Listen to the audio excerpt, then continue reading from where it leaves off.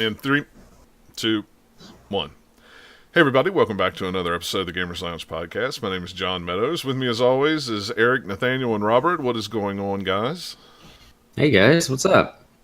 I'm cold. Hello. Is anybody else cold? Is it just me? I'm wearing a jacket. I'm cold. It's so- definitely chilly. I was going to say, do I need to go take my temperature? Am I cold and getting sick or something? Hey, Michelle's getting over a cold, so I'm hoping I don't catch it. Well, I did have a flu shot. I did do a flu shot the other day. Yeah. I went to the doctor Thursday or Friday, got a flu shot, got blood taken, got brand new medicine. It was just poked and prodded all around.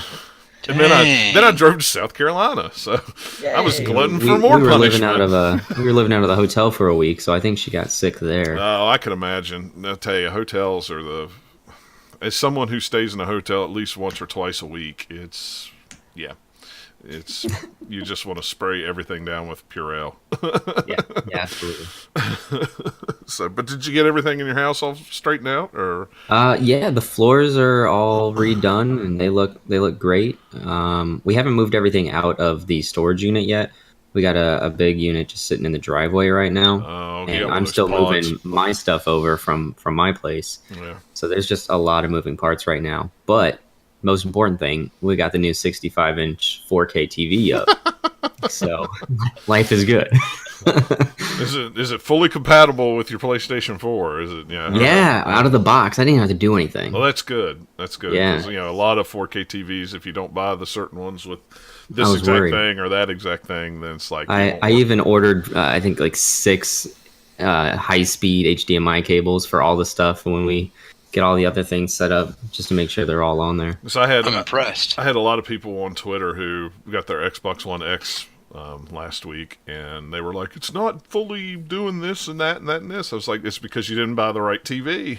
Yeah. And you got to do your research, to find that right TV. I It's have a hard. Well, it is, and I have a 4K TV, but it does not have the newest version of HDR, so Right. it will not work. The 2.2 or whatever. Yeah, it is, whatever I it don't even is. know. So it won't do those things. I have to get a new receiver. I replaced my receiver about a year and a half ago, and I was like, "Oh, this is great! Yeah, it's 4K. And I'm future-proof, not HDR compatible." Well, and that's the bad thing. If you bought a 4K TV a year or anything 4K a year or two ago, there wasn't a set standard. So some Yeah. TVs had this, some TVs had that. Nobody Yeah. could agree on what they wanted to put on. And then, once Microsoft and Sony said this is what we're going to do, then all the TV manufacturers went, "Yep, we're going to go this way too," then, because that's what people are going to want. So it left early adopters kind of out in the cold with some stuff, but Mm-hmm. Yeah, that's kind of how it is. This is with the a lot one of time I'm stuff. really glad I waited. yeah. Well, my thing is I'm not too tore up about having a HD TV that I really can't play a PlayStation Pro or anything on, because I don't play upstairs on the I have a game room. I don't play in the main living quarters of the house anymore, so Right. and I'm not going to purchase a 4K TV just to put down here until this one goes bad, and then maybe I'll get one. But I'll tell you, the What if Nintendo they Switch looks really accidentally weird on there. switch places? really, now see that's exactly what'll happen. The TV upstairs will come down here, and then the new TV will be in the living room. That's exactly what'll happen. See, now on my 4K TV, the Switch looks awesome. It looks. I mean, really technically speaking, it's very crisp and clear. It's just weird. good. Oh, where you're See, used to the playing it. UI I got on you. this Okay. massive. I mean, the size of my wall.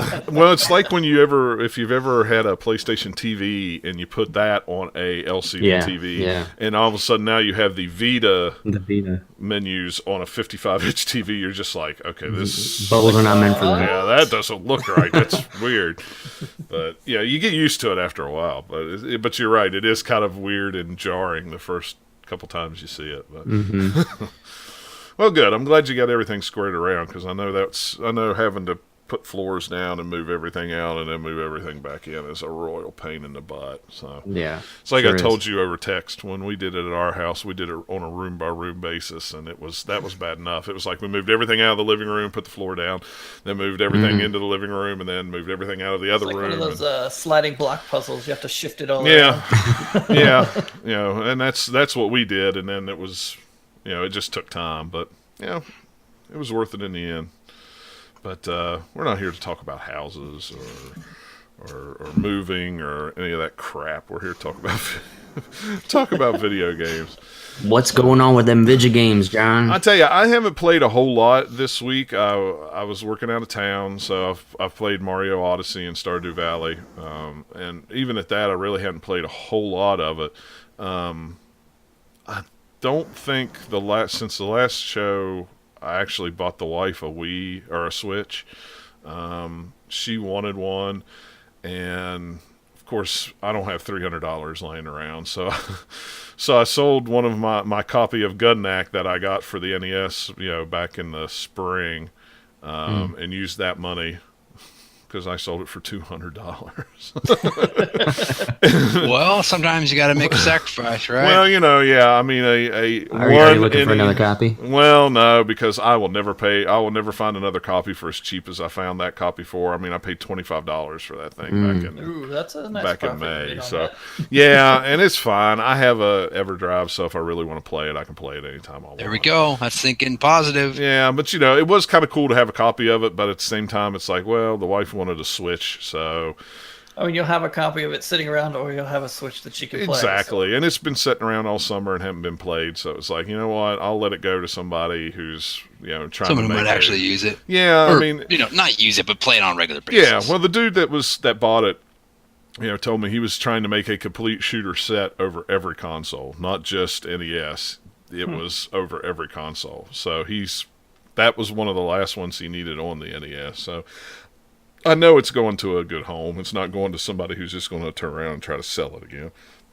And I could have sold it for more than $200, but I didn't. I thought $200 was a fair price. I'm pretty sure as soon as you listed it, you got probably a couple offers, right? Like I'll take it. It didn't even last 5 hours before somebody offered me $200 for it, and I was just blown away by it. So it would have been funnier if he was a guy in your town, just down the street. Oh yeah, that would have been great. But no, he was way over on the other side of the country. So it was, but it went to a good home. So yeah, so I've been messing with another Switch, trying to get things up. Never in the world did I ever think that we would have 2 home video consoles in 1 year of the same system. I usually don't do that. We use or 3DSs or 2DSs or one thing, but an actual home console like 2 PS4s or 2 X. No, we just don't do that. But I mean, that's what the Switch is. It's a hybrid thing. So yep. It's an edge case. Yep. So, of course, I took the Switch with me when we went to visit our friends in South Carolina this weekend, and they have an 8-year-old. And me and him sat all weekend long and played Mario Kart 8 with each other. Nice. Who won? John, you want to go hang outside? Mario Kart. Honestly, it was about 50-50. He won the first. Yeah, we did the tournament, so it was best of 4, and with the computer. And the first couple of tournaments I won, and then the third tournament he won. And then it was, first and second, kind of back and forth all the time. So, I mean, for an 8-year-old, he was pretty good for somebody who had never played Mario Kart before. Yeah. Jeez. But yeah, it was pretty cool. It was really neat to just sit there on the couch and, he had one Joy-Con, I had another, and we just sat there and played until the battery ran down, and then we'd go charge it and then go do something else while play with Legos or whatever 8-year-old kids want to do, so to keep them busy. So, but yeah, I mean, really, that's all I did. It was really cool because that's, I think, the way the Switch was supposed to be used. It was whether you connected to a TV and play 2-player, or you can sit there in tabletop mode on a couch and play 2-player. But of course, I think his parents hate me because now he wants a Switch. Not my problem. See ya. ya. I don't care. I'm back to West Virginia. See you guys later. Y'all have fun with that. So I don't think they're going to have any problem finding a Switch. No, I mean, it was really easy to find a Switch. When I went and bought Nikki's last week, I got it over at GameStop. They had tons of them. They had tons of the Mario Odyssey bundle. They had tons of the colored Joy-Cons. They had the regular ones. And our Walmart had tons of them too. The only reason I went to GameStop was I wanted to point. And then they're just going to be hard to find till some point early next year, maybe when it gets done. Yeah, I'm thinking Black Friday. Yeah, I'm thinking, Black Friday weekend is when everybody's going to buy them up for Probably. Christmas. So that was the other reason why I was like, well, if we're going to do it, now's the time to do it while we can find one, because if not, it's going to be probably after Christmas. Yeah, it might be a little bit tough to find it in the future. Yeah. Well, not. But right around Christmas time. Yeah, right. I mean, it's not going to be as easy as it is now to find one. I mean, the Walmart, we walked into the Walmart here and they had 3, 6, 9, 12. They had like 12 or 15 in their glass case, of various versions of it. So, Yeah, you're finding it easier than you would around here. Because Yeah. I was at Best Buy I the go other to, day, I and I look didn't every see once in a any while. there. Yeah, I look every once in a while. They have the thing there, all nice and empty.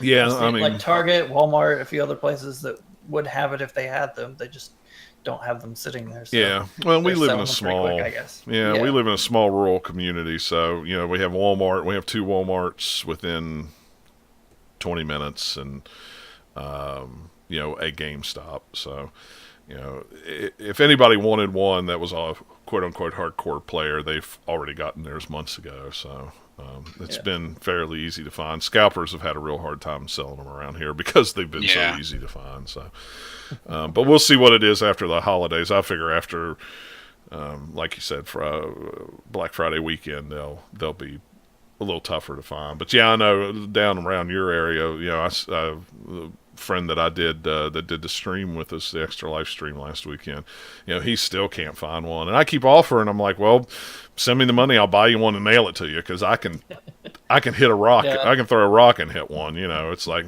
he's like, no, I'll get one, hit whatever. 4. So it's fine. But yeah, I mean, in a bigger area where there's a lot more people, they are a little harder to find though. But that'll probably change here before long after the holidays if one of our stories in the news holds true. So. But Robert, tell me about Rim for Rhyme or Rim. How you say Rhyme. it? Is it Rhyme? That's Rhyme. Rhyme? Yeah. Rhyme? So, Dennis reviewed Rhyme back in March when it came out on the PS4 and Xbox One. Yeah, we got a review code for it. Yeah, so it's the same game. They didn't really add anything new to it. I really enjoyed it. The embargo went live today, so the review is now live for anybody watching. You can go check that out at the website. I gave it a 4 out of 5. It is a very good mix between playstyles of Eco and Journey. If you've played any of those titles, with a little bit of Zelda sprinkled in for some puzzle solving. The art style it's pretty. I don't want to say it's generic. It's really beautiful in the way that it's done, but it's very simplistic, I guess is a better way to say it. With that being said, on the Switch version, when you're playing it in handheld mode, there's definitely some blurriness going on. You can't really make out the face of the character that well at all times. And there's also some frame rate stuttering going on in this game. And Dennis said he saw the same thing, and I was chatting with him because I was trying to decide what I wanted to give the game. He gave it a 4.5 out of 5 for the PS4. He said the stuttering didn't really affect too much for him, and it was pretty intermittent. Yeah. With me on the Switch, regardless of whether I was in portable mode or in docked mode, it would stutter every single time that I spun the camera. To any degree that's more than just little adjustments here or there. Yeah. And especially when I'm going across bridges or in an area where you can see a wide range of the map there. And it got to the point that when I was crossing this bridge this one time, it went so low that I ended up falling off this bridge because of it, and I had to start all over through one of the puzzles, and that was not fun. Man. But with that being said, you can get past it, and the gameplay it's phenomenal. The game is just a delight to play. It's fun. It evokes that sense of wonder and exploration, and the music is just incredible. It's just incredible. They were supposed to send me a code for the soundtrack, and they never did. If they do send me one, I'll send it to you. Oh, I'd love that. Yeah, I was just thinking about that when I was finishing up the review. I would love to listen to that soundtrack. Yeah, well, I know probably one of the best parts of the game. That's one of the reasons the physical version. The physical version is $10 more expensive than the digital, but it comes with the code for the soundtrack of the game. That was one of the things they added with it to kind of offset the cost of the cartridge. Which I actually have I have it pre-ordered on Amazon, and it was supposed to ship this week, and it's You're apparently getting the Switch version? Yeah, apparently Okay. the physical version has been pushed back to next week. Everybody Hmm. has the release date as the 21st now for the physical version, even Weird. GameStop and stuff. So I didn't hear You're anything. gonna about really it. like it. Yeah, I really wanted to buy it on PlayStation 4, but I thought when it was announced that it was going to come out on the Switch, I decided to wait.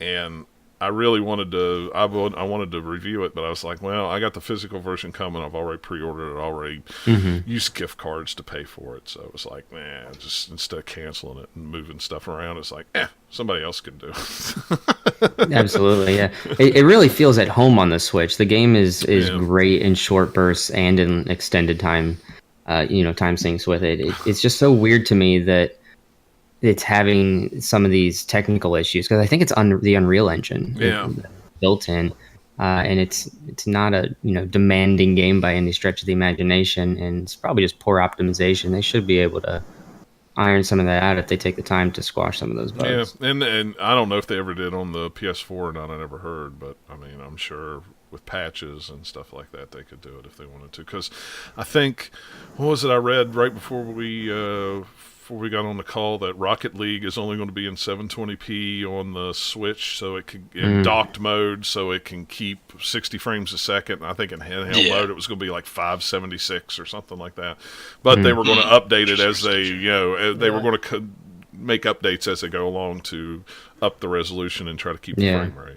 That's a good company though. They're going to stay on top of that. Oh, Rocket League's a platform for them at this point. Oh yeah. Yeah, that makes sense because that game needs the frame rate to play smoothly. But it's also, this is the lowest end thing that they put it out on pretty much, other than making sure the PC version can scale. But it's actually pushes quite a bit of graphics out there for what kind of a game it is. Yeah, there's so many Switch games. Oh, the coming out grass, this week. the grass, and then the levels that have rain in it tend to get some PCs anyway from the people I play with, like to chug. So trying to get that to work on the Switch, I'm sure they run into plenty of issues. I can imagine. I was looking at the release days, the games for release on just the Switch this week, and there's quite a few. Of course, some of them are across all systems, Lego, Marvel, but Rocket League comes out. There was 2 or 3 others. Doom is out. Doom just came out. Week. Yeah, it came out Friday. I don't have the list in front of me, but there was a bunch. Is and Skyrim this week, or is it a little later? Next week. I think Yeah, it's later. Friday. I think it's the 17th. I just know that like this kind of couple weeks right before we hit Thanksgiving holiday here is packed with quite a few releases. And things. what's funny is a lot of people are like, I'm not paying $60 for a game that's 6 years old on the Switch, blah, blah, blah. I checked. It's available for preload on the download store. It's already the 9th best-selling game on the system already. Yeah. Wow. Yeah. It's crazy. On the eShop charts, it's like, wait a minute, what? Yeah. LA Noire comes out tomorrow. 30 gig download. Yeah, that's definitely a cart buy. Yeah, I don't think I will be. I don't think I would be getting it. I'll be getting it. There's some new enhancements on it. I haven't decided what I want that one on yet. I never played it back in the day. If you want to fill up all of your memory card, then get this. Well, I just got that $29 memory card in the mail today, John. So. Oh, did you? I got mine in the mail Friday. Ooh. Yeah, I waited to order mine. Oh, okay. I was like, I ordered it. Was that Wednesday? I ordered it, and it got here Friday. I was shocked. I was gonna go do like the 1 hour pickup up the road, and I was like, I got real lazy and just didn't do it. So. You know what? I After ordered mine from one's favorite brick and mortar store as well. I'll tell you what. After my experience with pre-ordering the Super NES from Best Buy and getting it, it was a little beat up, but it got here on release day, free shipping, and I got that memory card for Nikki's Switch in 2 days, free shipping. It's like, well, maybe the Gamers Club and buying games from them and doing it through the mail might be all right. Yeah, it's not too bad. The show's up. I mean, they've been pretty good so far, but then it's like, well, if I pay $30 for it and they start screwing stuff up, then it's like, ugh. Yeah, exactly. I'll just maybe try. The only problem I have with Amazon is, if you don't order it before the day before launch, then you can't get it anymore. Yeah. And they don't do it on collector's edition. So. Yeah, it is $30, but I think I've got enough savings out of it. Plus with the the reward certs you get occasionally. It's not too Yeah. Well, and you're within how far of a Best Buy? 10 minutes, but I have lots of nightmare stories about it. Well, We can save yeah. that for another time. But I mean, Trust me. the closest Best Buy for me is an hour. And it's pretty much there's only 2 and they're both an hour away. So it's like I got 2 within 30 minutes. Yeah. So if I have to do anything in store, it's like Yeah, you got to kind of make it clear out a worth your day. while. Yeah. So Yeah, I can see where that could be a little bit, kind of a little bit disadvantaged, because if you get something that arrives like broken, which only happened once from Best Buy, Yeah. and I had to return it, it's easy for me, but for you, a little bit of a hassle. And I think you can mail it back to them and return it, but I've never done it that way. yeah, I haven't either. I mean, the one thing about living here in the sticks is we're super close to hubs. We're 3 hours from Louisville, Kentucky, and the Best Buy hub is like 2 hours away somewhere in Ohio. That's why that comes so quick. Is because Nice. it didn't have to come very far. So even though we do kind of live in the sticks, UPS is pretty good about getting stuff here pretty quick because we're not far away from all the hubs. But at the same time, it's like, I don't know if I want to start ordering again from Best Buy, but I don't know. I might. We'll see. Anything else you've been playing, Robert? Anything? I played some more Super Mario Odyssey. Not a whole lot, but where am I? I think I just finished up New Donk City. Got that I'm trying to cool music remember. video. I'm at the level, I think, if I remember right. I think I'm at the cooking where everything's cooking. There's cake. I am not there yet. No. Yeah, that's after soup and- well after Yeah. the Luncheon Kingdom. Yeah, that's it, the Luncheon Kingdom. And I don't know I how had far to that force is from myself the to end. put it down so that I could finish up Rhyme. Yeah. I understand. It's a good game. It's really fun. I actually started going back and getting some of the costumes just because you get, like I said, I noticed, well, I can't get in this room unless I unlock this, buy this costume. So it's like, well, I won't leave a level till I've collected all the costumes, and then I'll move on to the next one. So, but I'm enjoying it. A lot of people are, this is the game of the year. It's up there, but for me, I still don't think it's the game of the year. But I mean, I like it. I like it a lot. It's in my top 5. It's game of the year for certain type of people because the reason for me it's not like that is it's just not my type of game that I like to play as much. So for my personal one, but with the way that Nintendo does some crazy level design and all the polish in that game and make it look effortless, it's ridiculous. Yeah. How good that game is. It really is. Yeah, I don't know. I'm not ready to say what would be my game of the year yet. I feel like I haven't played enough of the big ones to really make that decision. And I agree have, with that. and mine hasn't changed. Zelda? It's a tie between Horizon and Zelda. I can't. pick Yeah, I one figured or the so. other Yeah. because they're both good for different reasons. For me, it's Zelda, but it's only because I haven't played enough of Horizon yet to say. I mean, what little bit of it I've played, it is really, really good, and I could see that being up there, 1 or 2. But there's just so I many think I've games. had the most fun with Mario, but I don't know if I'd call it my game of the year. I don't think it's the best game that's come out this year. It's the one that I've had the most fun with, though. I mean, with Zelda, I put 125 hours in it, and I haven't put 125 hours into a game since Destiny first came out. Even the games that I love, like Yakuza and the other games that have come out since Destiny, the first Destiny did, I didn't put 20, 30, 40 hours in them at the most. Destiny's just kind of disappeared for me. I haven't even cared to go back. I'm still on the last mission. I just haven't done it. I haven't even went back. Usually I'd log on and get something out of if Zur had something the week, but I haven't really went back in. I don't know if my buddies are still playing it. They haven't really been talking, and usually we're all in a group text, and they haven't been real talkative lately, so I don't know if they're even playing it or not. I don't know. I haven't even... But trouble is, too, I haven't even logged onto my PlayStation 4 in months. So, since Destiny 2 came out. So, Right. I haven't even turned my PlayStation 4 on other than to maybe check an update or something like that. So, but Nathaniel, what have you been playing besides I was Odyssey? like, well, speaking of Destiny, I've been playing some of that. So And how... I'm about done with it. I was going to say, have you finished the campaign yet, or? Oh yeah, I finished the campaign. I've done a couple, 2 versions of the Nightfall strikes, and I've done regular ones. I've been playing with a couple friends. Yeah. and I'm to the point where I'm like 284 power level or something. I'm basically just grinding for no reason at this point, unless I want to do the raid, which I'm never ever going to get to because I don't know, unless I just want to join up with random people who know what they're doing. Yeah. Nobody I don't likes have the those. time to really. I don't really want to spend the hours and hours trying to figure it out without knowing what. You need to get in with Matt. Matt does. He's got some guys he plays in with the raid. Have him drag you through it. Well, it's like I've got one guy that I know who does know it. Let's do it, Matt. Forward.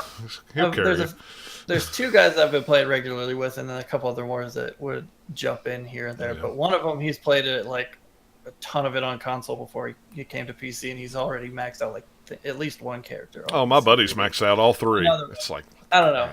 So he would know what he's doing. Then the other guy and me would be going in blind, but we might end up trying it. I don't know. Up to the point now where it's just like, okay, I could go do the random daily stuff that shows up and play it for a little bit, and then I'll be like, well, I want to play something else because I don't have any of that reason to really keep going other than, I'm gonna grind. Yeah, I mean, unless you're out to get exotics and things like that and do the grinding for all those exotics, each planet has an exotic that you can do and stuff. But I mean, if that's stuff, that's not even a thing unless it shows back up, because like I've already gotten some exotics and it's all going to be from like drops and things from milestones at this point. And it's kind of like, well, I don't even care. I don't know what exotics are out there. I already have the two that I'm using that I like. So one thing I'm like, come on, Bungie, change your freaking game. I know you want them to be special, but I want to have exotic everything. I don't care if you just code them where they're not quite as good stats-wise. I want to look cool. Yeah, I know. It's hard. It's hard when you can only pick one piece of armor and one gun, and it's like, oh, it's really hard. Yeah.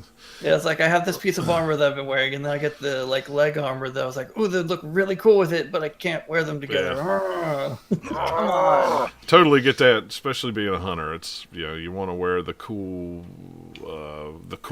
helmet with the sweet vest, and I have this awesome vest that has like I don't even remember the name of it. It has this lion medallion in the middle of it. It looks so cool, and then you look at my pants. It's like, your pants look like you're wearing MC Hammer baggy pants or something. Yes! It's like... So, my hunter is all more like skin-tight kind of armor. It's not the ones that have like all the pads on it and then like a kind of triangle-y shaped... No hammer pants for Nathaniel.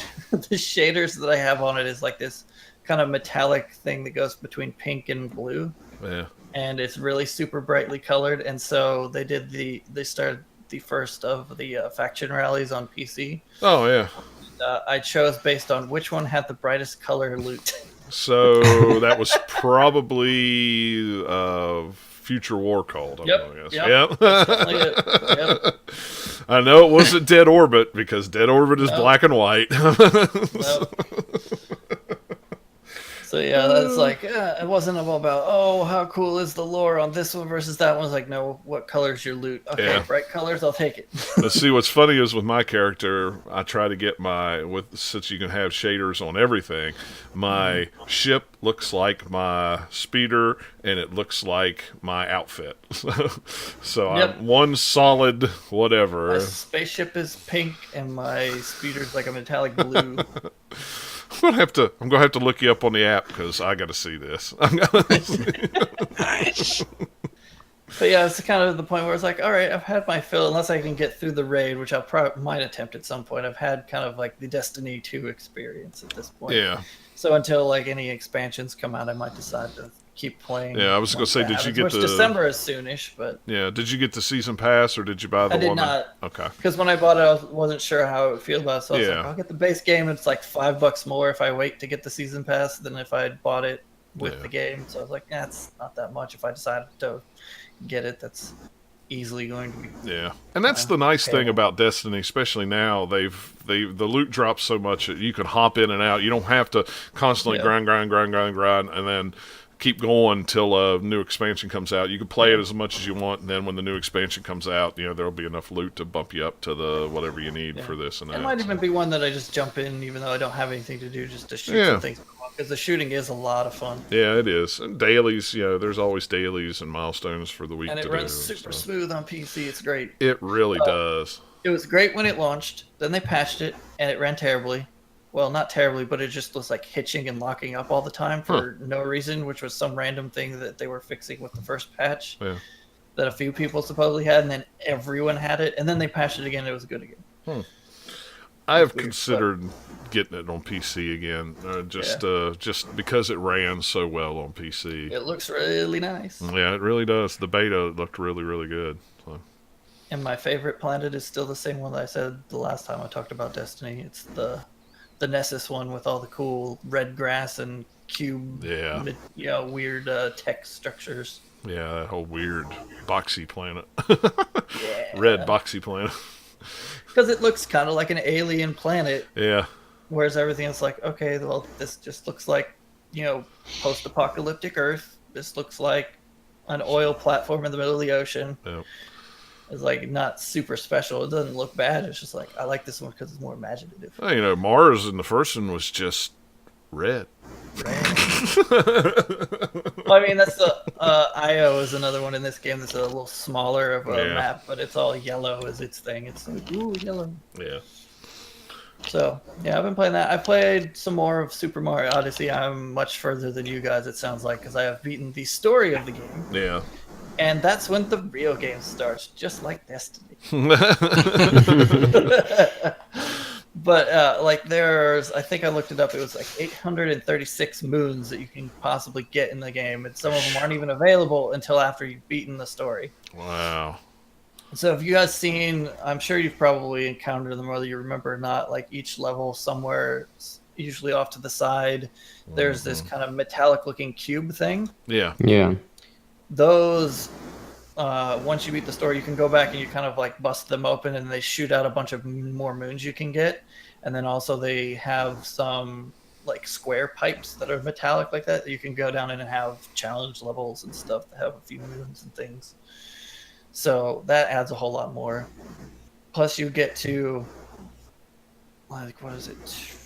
I forget what it was, but like you unlock a new level like after you finish the story, and then once you get to, I think, to 500, I think, based on the countdown I have, you'll unlock a third one. Because I don't know, I had enough when I beat the story to get another thing unlocked, because I had enough moons when I finished, so you get another thing that it has a very fun name, but I won't spoil it. Because it spoils where the end of the story takes you to, which was a pretty cool level. But, yeah, that game is great. It's got a whole bunch of fun little surprises and stuff in there. There's a really cool boss fight towards the end of the game that I was just like laughing at it. It wasn't particularly difficult, but it was just like, it's so good. It's so much fun. It just has so many cool little details hidden in all the different levels. As you run somewhere, you're probably going to find something, even if it's just a few hidden coins or whatever. There's always something around every little corner, every little nook and cranny has something there. I think my biggest complaint is that there just isn't much difficult to the game at all. It's pretty easy going. It starts that way for sure. Yeah, I don't know. But that's partly, I think, because, yes, it is a little bit easier because I think they want anyone to be able to finish the story mode. Yeah. Even though it's not, split out into story mode like some other games where you just kind of beat the story and then you can keep playing after that to go back and get, all the moons you didn't get and then these new ones.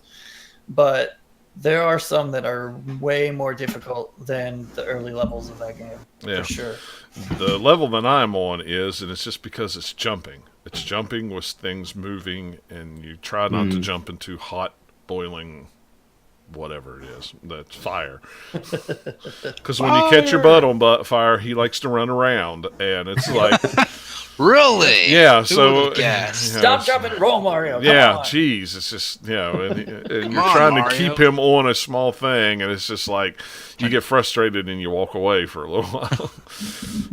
So, both of you finished the New Donk City level, or done the festival part of it. Right. Did you like the cool retro thing that was? Oh yeah, I did. I really loved it. Part of that. That's like one of my favorite moments from the entire game. It's really I don't know how they're gonna top that for me. Yeah, I like that a lot. There's some cool stuff that you haven't gotten to yet. That's definitely don't spoil it for him. Part. But yeah, like some of the places you go are cool, and just just individually, like some of the moons that you get. I think it's another reason why it sort of seems easy is because there's so many more moons. It feels easy because you can always get a moon, and there's like all these ones that you can just quickly get. But once you've exhausted those, there's some in there that are way more difficult to get to or to just, meet the requirements to get it. Yeah. So that's a game I think I'm just going to keep playing. I'll pick it up and I'll get, like 10, 15 moons or something at a time and then put it down and just do it in small bursts. Yeah. Because it's easy enough to do that with. Yeah, I can do that. But yeah, and then the other thing I've been playing I picked up this week was the Frozen Wilds DLC for Horizon Zero Dawn. Yeah. And it's really, really good. Yeah, I've heard a lot of good things. It's like what it does is it adds another big section to the map, kind of in the northeast corner of the map. Mm-hmm. So you kind of go up into the mountains, and where before you couldn't go anywhere, now there's a pass that you go through, and you're in this whole new area. And I think what I read is you have to be level 30 before it'll let you get there. Mm.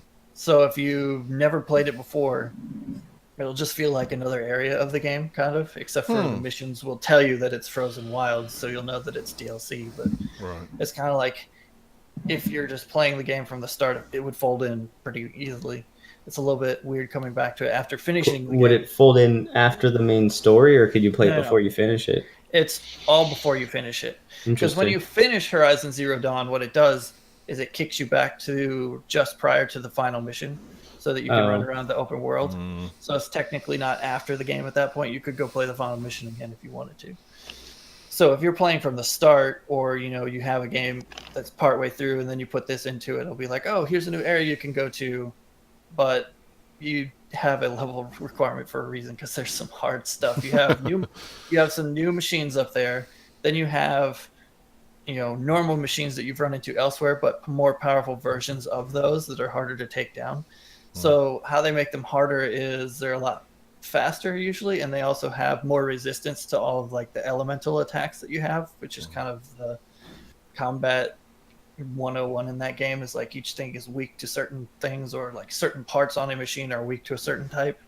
So they kind of funnel down the weaknesses of these things a little bit, which you can get new weapons that are a little more powerful that will help you take some of them out as you go. So it's kind of trying to add a little bit more progression back in there if you've already finished the game. Yeah. It also adds another like upgrade tree. So there's 3 kind of columns in the main game.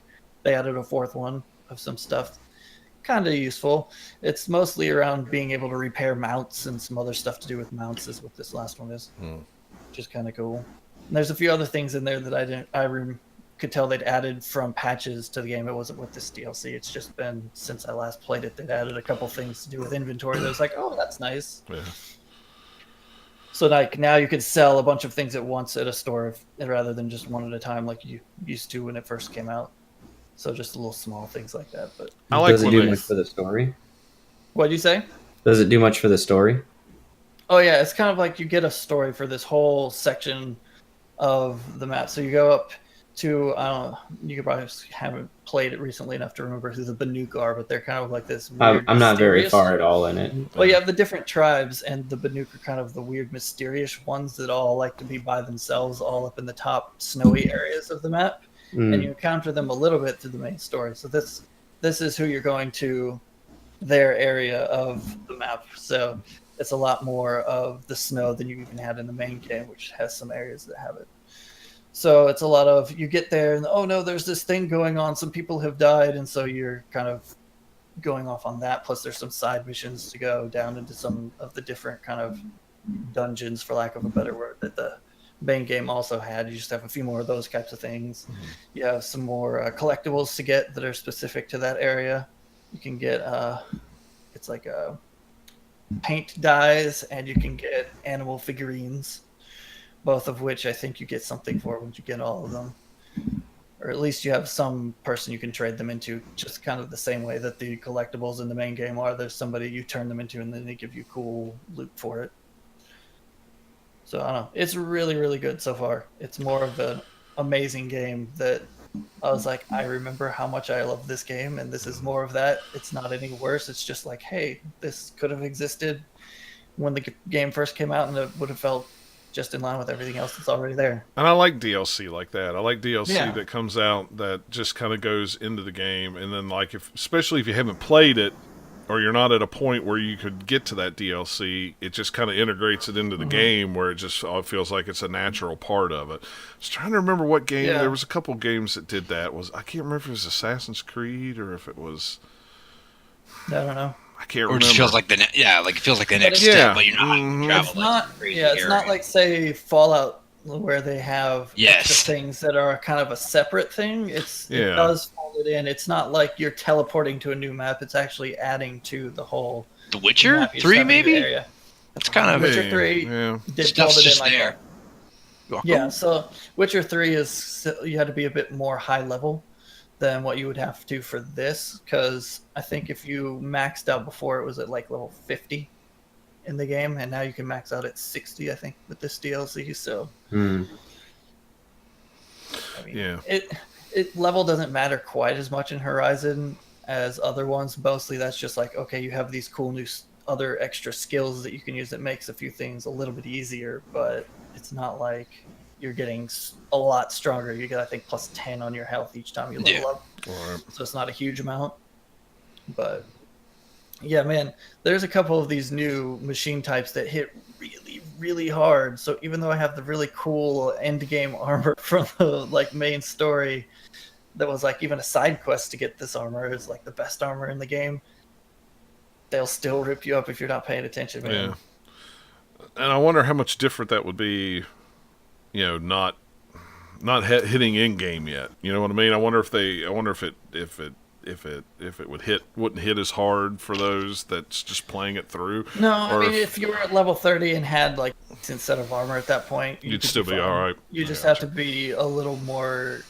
Like, I'm not having to heal quite as much because of the type of armor that I have, which I won't tell you why exactly that is, but there's a reason for it. Yeah. But it's still, even if I had like the next tier down below, it would hit me and I might have to heal a little bit more. But if you're still, into it enough where you're dodging all the stuff and taking advantage of like learning the attack patterns, you'd still be fine. Yeah. I loved what little bit of it I played, and I mean, I only played maybe 2 hours of it. Oh yeah. I really got to get back into it. Just that one little 2 hours of it. It was like, yes, this is. I like this game. This is the kind of game I like. I love it. It's really, really good.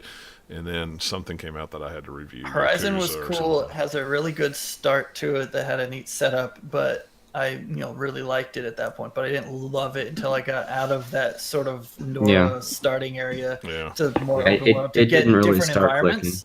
Because there's a lot more environments in that game than you first start out with. Like, oh, it's kind of this semi-foresty, a little bit of mountains, but then Yeah. later you get some jungles and some desert and some big snowy mountains, and then some other stuff in between, all on this pretty big map. So, yeah, more of that is very good in my book, and like the voice acting and all of that and stuff is really great. Yeah. Just got to get more time to play. That's all I got to do. So yeah, it's like the reason that it ties with Zelda is both of them are really great examples of open world games. Yeah. Zelda's kind of its one sort of style doing it where you just wander everywhere, kind of its thing. But this is for a story-based open world game where the main story is really good and all the side quests are really, really good. It's like a different style, but just as amazing. It's a really great game, Yeah. Cool. and it looks good on a big TV. Yeah, I bet. There you Yeah, go. it does. It really does. It's very pretty. Yeah. So, Eric, have you even played your Switch yet? I actually have turned it on and What is wrong with connected you? to the network, and I put in Anything- You're Rabbit, fired. and then I got distracted. Okay. Well, I was going to say, because how Well, at many, least It is it's unpacked counted on here. in I will its say case. that. he's had it over a month or more, and every week that we record, he never has any games that he's played on it. So I was just kind of wondering, Soon. I should be getting a copy of Mario pretty soon, so. so, fire that. well, what have you been playing then? Well, I playing the Switch. finished Dishonored 2 and Uncharted Lost Legacy, so I thought that was pretty decent because I've been Yeah. sitting on. Well, Uncharted Lost Legacy hasn't been out that long, but I've had Mhm. Dishonored 2 for a year, and I Almost. only had 2 more missions. I think I just got burnt out, and so I just stopped playing it. Couldn't go back to it. And then finally, I was like, "Oh, It's just really do weird it." 'cause Dishonored 2 is even better than the first game as far as just mission variety. So Yeah, no, I don't know why. The last 2 missions were pretty easy, so I took the non-lethal ending, but I will not spoil it for anyone. I know Nathaniel's finished it. Yeah, I finished it when it came That's out. good So at times. this point, I'm have to go look at And it. I just bought. How'd that end? I just bought I'm Death never of the gonna play it. You Outsider. can spoil it. Wow. You get an option in the end. Kill person X or not kill person X. And that's pretty Yeah. much sums it up. And then you get to see like a little kind of like you get a little bit of summary of all the people that you either killed or saved. So that's kind of interesting. But yeah, and I just got the Death of the Outsider too. Really cheap. Best Buy had it on sale and I used a couple reward certs and I got it for under $10. So That's cool. supposed to be pretty good. That gives you all the powers right away. I'll have to remember that one for like Steam sale time. Gives you all the powers, and it's like 10 hours long, maybe, even with multiple playthroughs. So, that's perfect. Little bite-sized game. Get right back in there. Yeah. Lost Legacy was fun. I really enjoyed it. Fantastic. I don't know. When I finished it, I was like, for some reason, I want to go play The Last of Us. But I don't know. I talked about that a lot. I did like never Lost want to Legacy. play The It was Last good. of Us. Yeah, To you each- crazy to each person their who hates own. The Last of Us. To each their own. We all like We games. know. No, you Let's have to like see. The Last of Us. No, I was. All right, Mutiny, kick John off the podcast. There's a lot of anger in this house. I got a PS1 Slim and a giant lot of stuff I bought over the summer, and I was getting around to cleaning it and testing it and stuff. And I have Alien Trilogy, and I was like, oh, I heard good things about this, and I played that for like an hour. So it's a pretty good FPS for when it came out. Yeah. It's like a Doom clone would be the best way to look at it. Yeah, that's the way I remember it. I remember it feeling very Doomish, but And it's Way very over. like lots of bad lighting, but that's on purpose because it's supposed to be like yeah. the idea of you being the only one on the ship and aliens all around you. Let's see. I played some more Tintin on the Wii. I don't know why I like that game. It's dirt cheap. It's like $3 at GameStop. I like the books. I never watched the movie, but the game it's a platformer. It's really easy to play. You can make a lot of progress in like an hour. So, Yeah. I don't know. I was looking for something to play the other night and only had like 20 minutes. So I was like, play a little bit of this. I played some more Donkey Kong Country Returns on the Wii, and I've decided why I know a lot of people do not like certain Wii games. Motion controls, Yep. please. Hey, I'm cool with motion controls, but if there'd been an option to say not use them, I would be very, very happy. Yeah, that Like, would I be. don't want to wiggle, just jump, not fall in the pit. I mean, motion controls when used right can be fun, There but we if it's go. just like, hey, waggle it instead of pressing a button, that doesn't always translate Yeah. well. Yeah, Yeah. yeah, very I good. just like having the option. Yeah, I There we do go. too. I like Options are having the good. option Options are too. I mean, yeah. Especially if it's just a replace of a button press instead of pressing A, waggle it back and forth doesn't, that's not more So, fun. It's just so one thing more that laggy. the one thing I've noticed with Mario Odyssey is when I suspend it, like just hit the power button in the middle of the game, go do something, hit the power button to turn it back on. Mario does a weird Joy-Con spin shoot thing every time, and I don't Are you know talking why. about where like he spins it and it's like rainbowy? Yeah, it just does it so automatically. That's I don't know why I would do it automatically, but that is definitely a motion combination Yeah, that you can it's do. just as soon as I turn it on and it's pops right back into where I was at, Mario goes whee, and it's like, and I'm just like, Time I to didn't- party, John. I'm like, that's what he's saying. I didn't hit any He's like, buttons. "Oh, you're back. or I'm nothing." excited I to get to do guess. stuff. I mean, Here it's to party it up. and it was weird. I thought, well, maybe I hit a button when I hit the power button at the same time. I've done it. And the other day, I literally set it down and hit the power button without touching anything else, and it still did it. I was like, that's weird. I don't Have you guys understand. let Mario I fall typically asleep? pause before I put things Yeah, in sleep mode. I just put it in sleep mode. Have you ever let Mario fall asleep? Yeah. Mm-mm. The idle animations. You apparently get a different bird in each kingdom. Yeah, Or, different like, color, land on right? his nose. Yeah, it's hilarious. I love it. It's so cool. It's just the little things like that. He does though, man. That's all. I mean, as soon as I turn it on, he's just going. I'm like, why are you Is he doing like that? doing a whirlwind spin? Yeah, while it's he's like a spinning whirlwind. around? Yeah, it's one Oh, of the like spins. the same thing that when you turn the stick Yeah, really quick when he uh-huh. spins. Yeah, and I don't know what that is. I don't know if maybe there's an issue with my Joy-Con or if it's just a weird little glitch that. Or maybe it's a detail that they put in there so that you be all excited that you're playing Mario. Maybe I don't know. So you'll feel guilty about putting him away. Maybe it's there to knock away any enemy that is, if you suspended it at the right time and just so you're not caught off guard. Maybe that could be too. I don't know. I never thought about that. I don't know. It's just a weird observation I've had. That's all. That's all right. After that, you can just go start playing fetch with the Nintendo again. Yep, pretty much. All right. Well, I found him on at least 2 levels. I don't know if he's on any more than. I only found him on the sand level. That's the only level that I found him on the desert. He's level. also on beach level. Oh, you know what? There's a later beach level that I did find him on that level. Yeah. Any of them, like either of them, until you've done kind of the first run through and made it peaceful or whatever the first time that you go through the level, and then it kind of resets. That's when he showed up. You're right. I remember that now. I did see him there. That was the level. The second beach level was or the beach level was my favorite costume, where I wore the swim trunks with no shirt and the captain's hat because because I can. I like the snorkel outfit because you're technically not wearing a hat and you're throwing your face mask over time. That's pretty good too. I've just been doing all these different I've been costume doing a little combinations. mix and match. I think apparently I missed it, but there's supposed to be like a random costume option. So I was like, oh, I'll just do that. Really? See what weird stuff I get. I don't know if I just missed it or I've never seen that. I haven't seen that. I haven't seen that.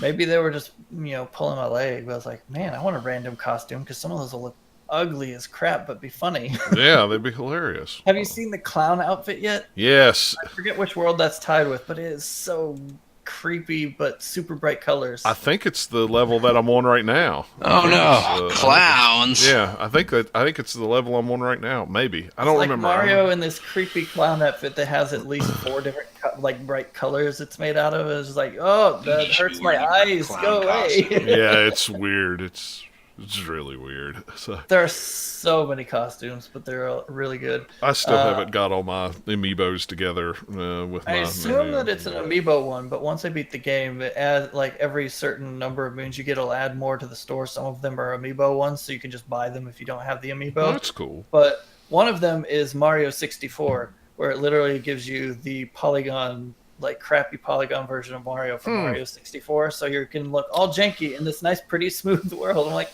nah, I don't want that one yet. Yeah, it's weird. I haven't looked at a list to see what ones, because I have the Namio, so I just go on the computer, download the seems like one that would be an amiibo outfit to me. Based on some of the other ones that were around it in the store. Yeah, so I don't know. I'll have to check it out. See what ones I got, but we'll get into news real quick. I put all the bad news up first.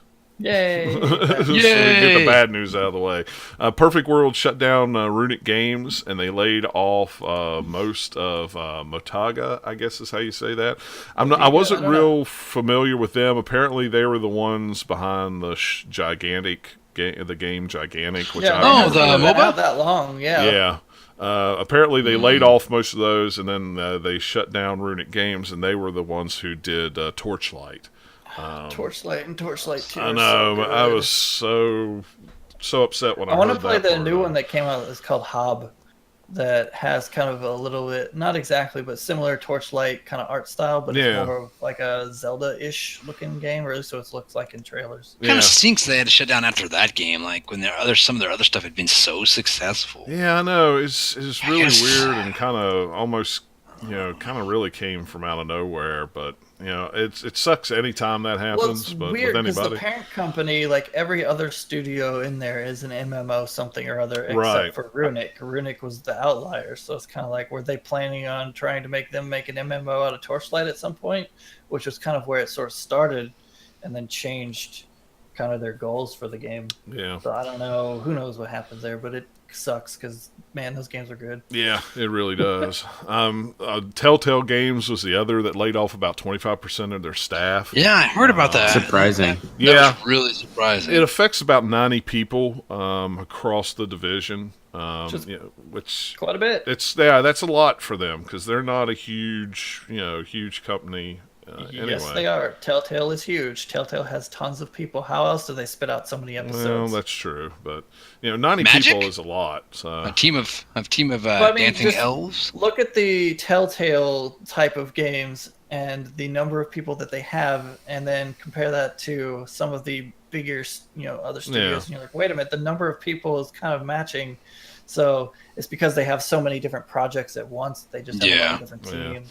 So I don't know what it means for the next Wolf Among Us, or if it's going to delay anything or anything like that. I mean, it could, but that's they don't say exactly what those positions were. They just say staffers. So I mean, it could be anywhere from artists to people working the front desk to whatever. I mean, who knows? In more of an odd news with things moving back and forth, EA buys Respawn for $455 million. I hope you like how great Titanfall was. Yeah. Talk about unfortunate timing at the very least. Yeah. The very least. You like free DLC and great support? Well, not only that, but we're get going rid of Visceral. Well, we're just going closed down Visceral. Yeah, we're going to close down Visceral, but we're going to spend, $500 million over here to buy, Respawn Entertainment. You know why it is? Because they can put all of their microtransaction stuff into a new Titanfall game because it's multiplayer and it's more of a thing that EA wants to focus on now than whatever. If I'm understanding it correctly, someone was bidding on Respawn, and they only had a month to decide if they were going to match or beat what the other person was bidding, and so they had to make a quick decision. And that's what they did. Yeah, it's not exactly a quick decision necessarily, but it's like because of EA's investment in it or something or other, they have an option to buy it, and they're like, okay. Well, EA, according to the article, EA is paying $151 million up front, and then $164 million in long-term equity over the next 4 years. So, needless to say, Respawn will probably disappear in 3 to 4 years because EA will probably shut them down. Well, this is so weird because Respawn was made to get away from Activision. Yeah, exactly. Studio, and now just circle around. I mean, the whole reason was what's his name, Zampella, or however you say his name, Zampella, I think. He didn't want to be part. He wanted to get away from Activision. He wanted to put a big screw you to them. So he's going to start his own. And what happens? They sell the company to the other Activision in the world. It's I don't know. It's a weird thing, and Man, this whole year is or at least the second half of the year for the things that EA has done is just like, let's make everyone hate us. It seems to be their decision making tool. What can we do to make everyone hate us more than they do already? We'll get into the rest of that here after a while. What can you do to hate me? Yeah. So speaking of, we were talking of Nintendo and Switches at the beginning. Reportedly, Nintendo is going to be upping Switch production to 25 to 30 million units in 2018. Sounds good. Good luck. That's a lot of units. That is a lot of units to make it. Yeah. And parts. Yeah, that is a whole lot. So far as of September, they sold 7.63 million units. The company plans to sell an additional 9.1 million units by March, which is pretty good. So that would put the total up to around 17 million units in a year, which is pretty good considering. That's good. I don't remember what the Wii 10? U was. Yeah, I think the Wii U was 10 was in 10 life after its style. entire life. Yeah, its entire life. So, just because they're making that many units doesn't mean they expect to sell that many units in a year. But I think you're going to see, a lot of people are predicting Wii numbers for them. Maybe they're gearing up for Pokemon. Maybe. Well, yeah, Pokemon. And if they put a Pokemon out at this time next year, they better have some units to sell. Yeah. People will want it. Well, I can't imagine. This year was I doubt it will be ready. I don't know. I didn't think Mario would be ready for this time. I did because they were talking about Mario for long enough, whereas the only thing we know about Pokemon is, by the way, we're working on a Pokemon. Yeah, Wink. But who knows? After the first of the year, we may get a tree, whatever you never they know call with it. Nintendo. Yeah, you never know. Hold things back. Yeah, you never know with Nintendo. So, I mean, it's pretty cool that it's doing very, very well. It's like I said over the weekend. I took it to a friend's house with their young kid, and we were playing it. They absolutely loved it. They were amazed by what it could do for a small, yet connected to the TV, yet, didn't have to buy two controllers. We could both play two-player right there they were very fascinated by it. And like I said, my household now has two Switch consoles in it, which is stupid. Mine does too. But it's like I would never have thought that I was going to spend $300 on two systems. I think that is going to be the determining factor on how many Switches get sold, is how many households will have more than one. Yeah. Like how much are you leaning into what would normally be handhelds where you'd have a bunch of them?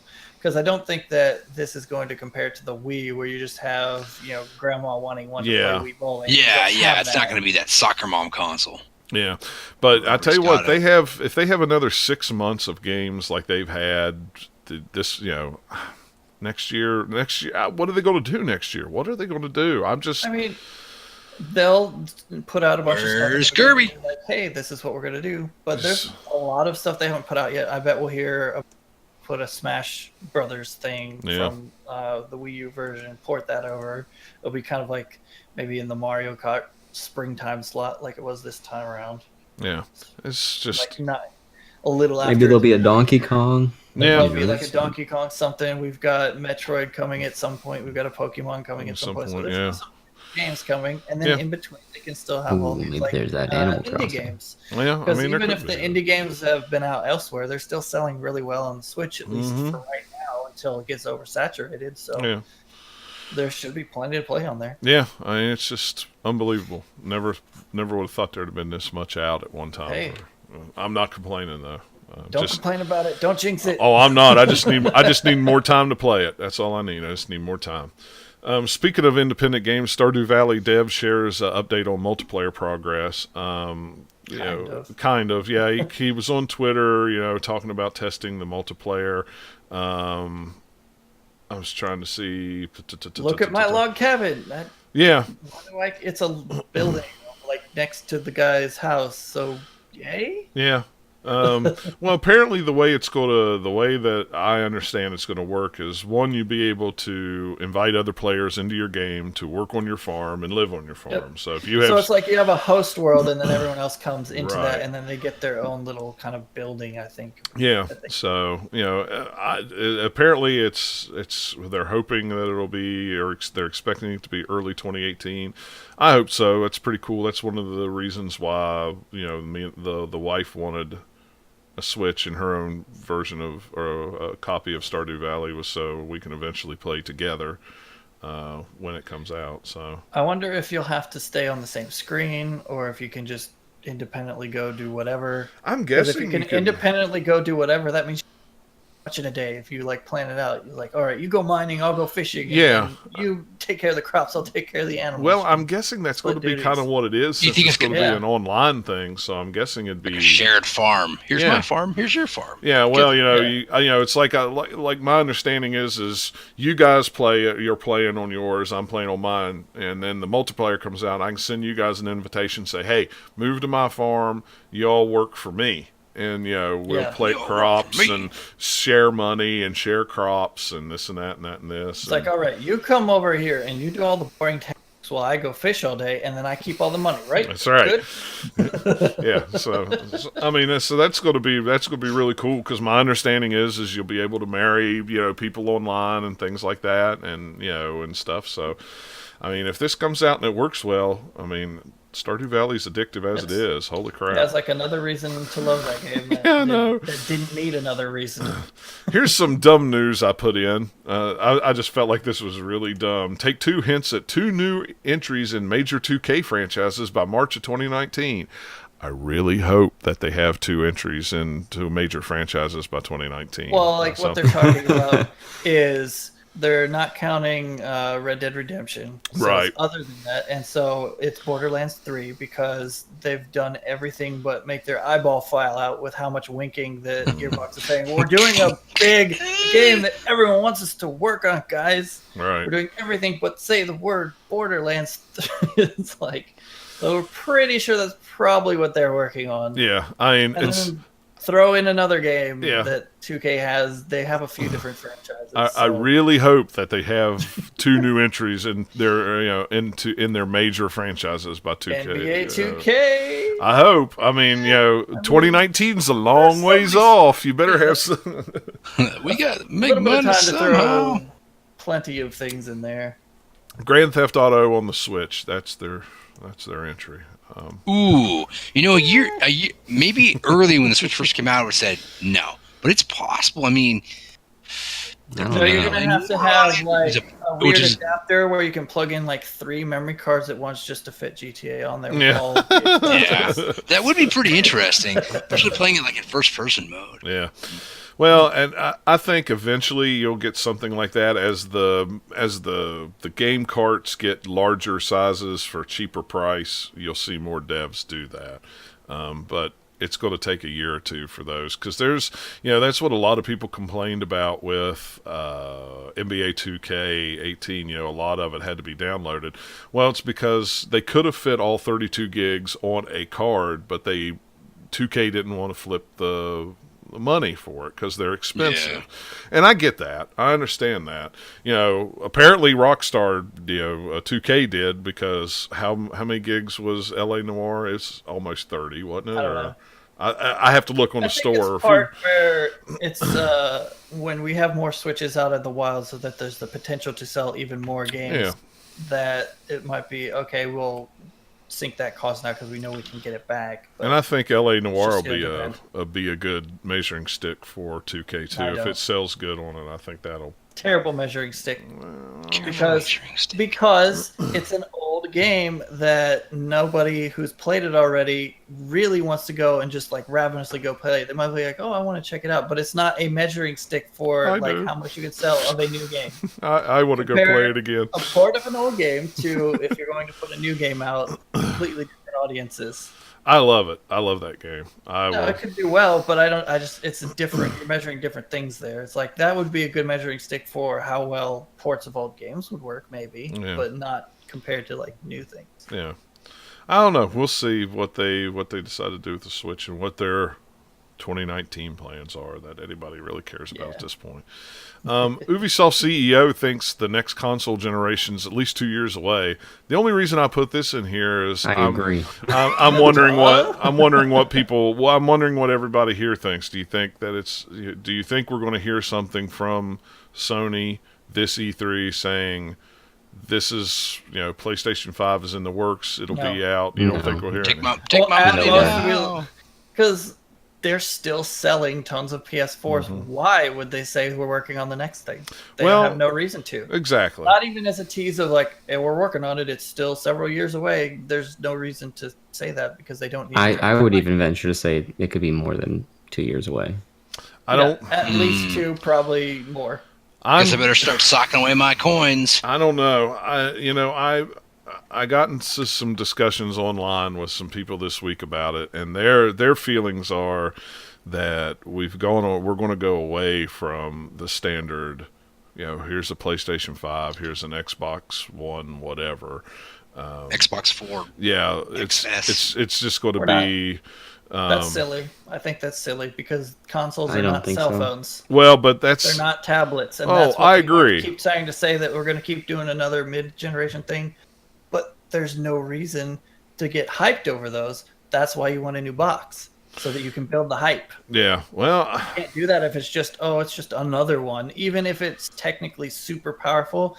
But look at the Xbox One X. It's selling decently well, but it's not going to be the same as if there was a new console with new stuff to play. Well, I mean that is true, but I don't know. They're at a weird place with some people because so many people were hyped about the Xbox One X. I wasn't.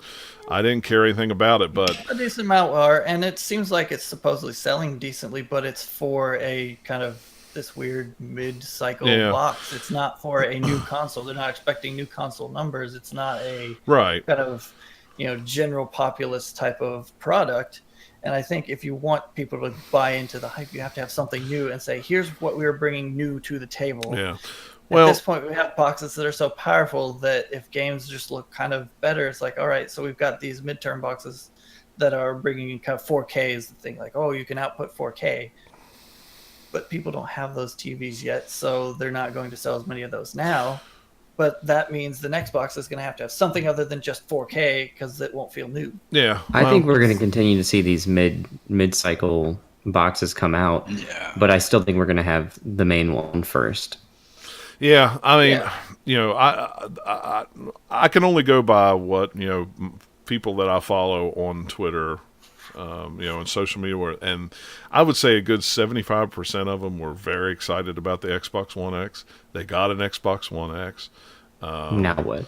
Yeah, I mean, these guys were excited to play better versions of old games. They were excited to go back and play Gears of War again that run better at a better frame rate, even though they didn't have a 4K TV, because it ran better, it looked a little better, even without that. Which I think is a cool thing to have a box that does that, but it's not going to be the mainstream box. And once you've done that, now that the Xbox One X has come out now, you need to give some breathing room for a new thing. Yeah. So it's going to be at least 2 years from now before you could have something like, okay, it's new, let's get excited. But you just got to wait for a little bit for technology to, get cheap enough that they can put enough stuff in a box to make it feel like, okay, here's a new thing. So we might have whatever the next Xbox One is called. You'll come out with it, and then they'll do another thing like this. They'll have the more powerful version come out a little bit later and have different kind of tiers of products. But I still think you'll have a new product line at some point with the consoles. We're not just going to be Xbox One versions forever. Yeah. Or PlayStation 4 Elite Pro Super Cool Edition is not going to be the way they go. They're going to put a 5 out at some point. Yeah. I mean, it's like it's like a PlayStation Pro. I see no sense in having a PlayStation Pro unless you have a 4K TV.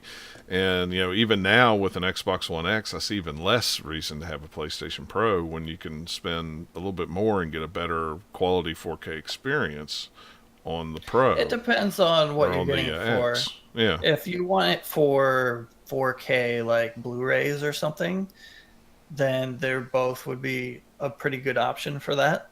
Well, PS4 Pro doesn't play 4K Blu-rays.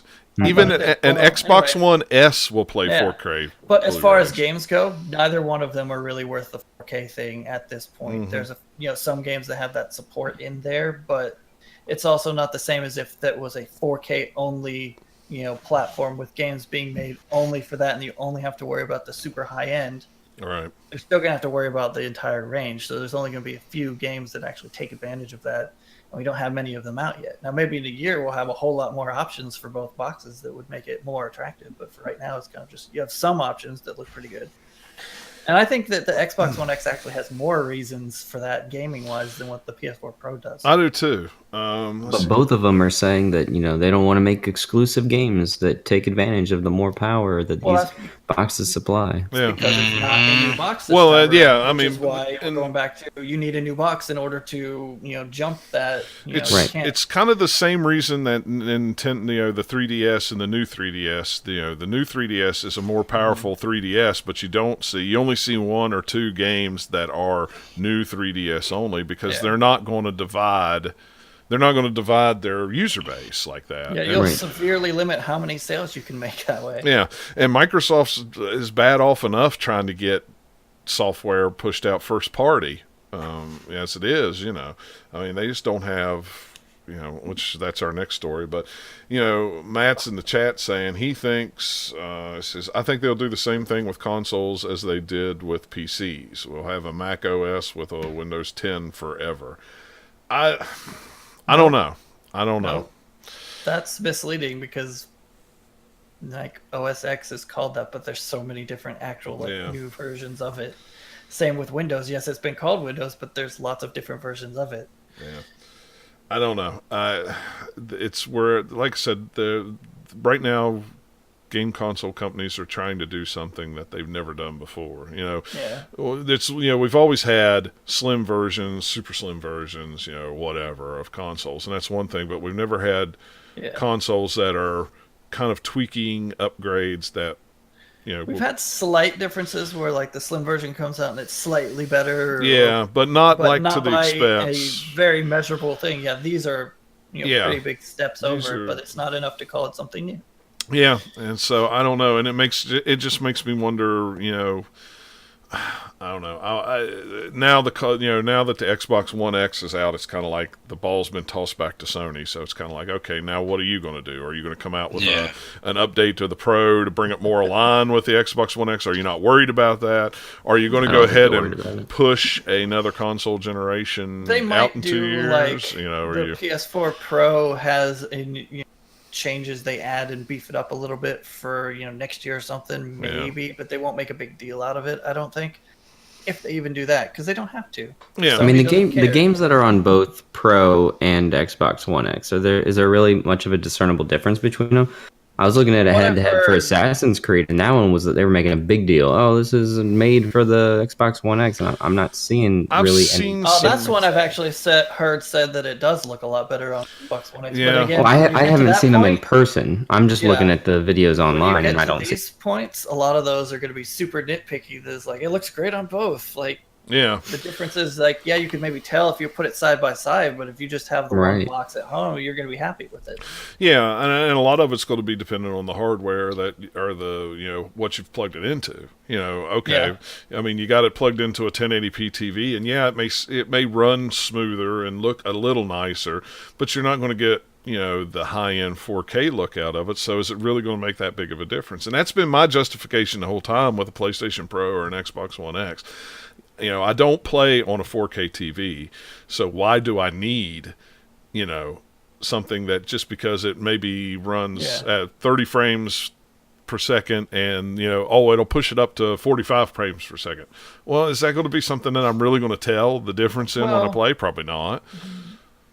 If you're not playing all the time, then no. But yes, you would notice it. Like if it's loading menus a little bit faster and getting to your games faster and it runs stuff a little bit faster, and you're the type of person who's playing games every single day, it might be worth it. But if you're just playing on this, every once in a while when there's a game you want to play on it, and then all the rest of the time you're playing on your Switch or your PC or some other thing, if you bounce around a lot, then it's, you already have something you can play a lot of these games on, so it may not be. Yeah, I'd say the load times are the biggest thing that I've noticed before I got my 4K. Well, I mean, that's why PC is so great, because the load times for a lot of the things, if it was a console port, it'll load a lot faster than it does on console, just because you have a beefy PC to throw at it. Yeah, and Matt, I understand. Matt says super sampling is cool. I get that. It is cool. Is it worth it for me to spend $500 on it for cool? No. That's a lot of games you could buy for $500. I think that both of those boxes, they're cool boxes. It's just they're not a mainstream product that they're trying to sell to everyone. It's just like if you're a high-end person who wants the coolest, neatest gadget. Yeah.